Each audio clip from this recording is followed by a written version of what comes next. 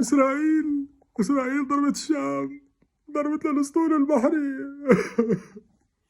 ايه كهولوا زعبروا، وينه هذا الشرع؟ وينه هذول الكلاب يخرب بيتهم؟ شو بدك منه لأحمد الشرع ولا لا هيئة تحرير الشام ولا إدارة العمليات ولا العفاريت الزرق؟ شو رأيك يعني؟ شو يعني شو متوقع من واحد ورتان تركة سيئة؟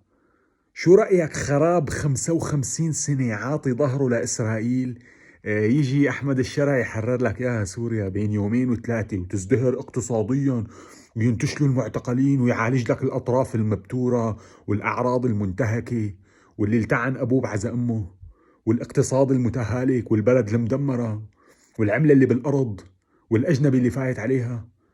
شو بدك منهم يعني؟ شو متوقع أصلا منه؟